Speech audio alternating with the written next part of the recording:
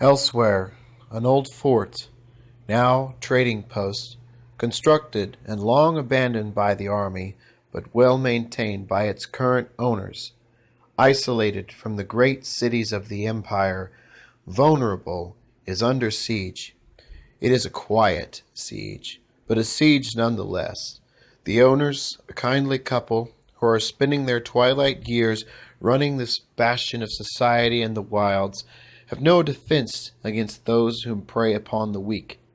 It started small, a few handfuls of gold here, a few handfuls of gold there, pocket change for protection. But as with all who practice vice, the bandits became greedy. They started taking more, demanding more, and the kindly couple started to become hard-pressed to pay just for the right to simply be. Enter our party.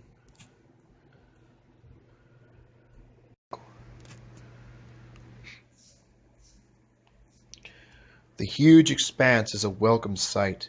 It feels almost like home. Wind blowing through the warm furs of Tyne's garb.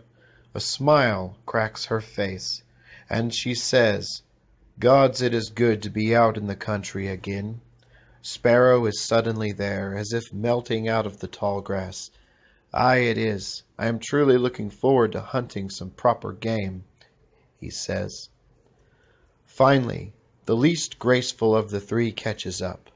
Lee leaning heavily on his staff, speaking, however, in a clear voice despite the physical exertion.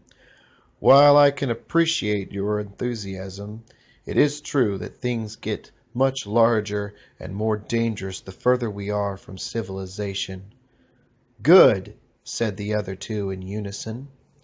The three adventurers continue heading up the fields towards the large structure ahead of them, continuing their conversation as they walk, joking, planning, dreaming of a new beginning. They have come here to the border of the known world to seek their fortune, friends and more, brothers in arms, veterans of the war beyond the sea. They now have but the clothes on their backs and the supplies they carry.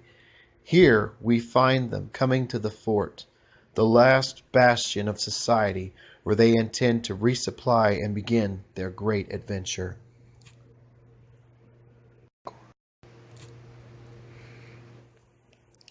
Upon arriving at the fort, Tyne's keen senses can taste the tension in the air. The gates are thrown open to the great fort, its tall walls made of timbers taken from some nearby forest out on the plains. Within the fort there are several buildings, each with a sign in front of them declaring their purpose.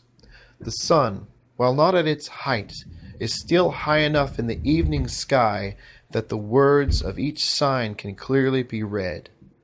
Lee takes note of each building and purpose, taking stock of what supplies the party needs, and resupplying is one of the many things that Lee has a talent for. The main building, which takes up the most space and is the furthest back in the fort, the sign in front clearly marked General Store.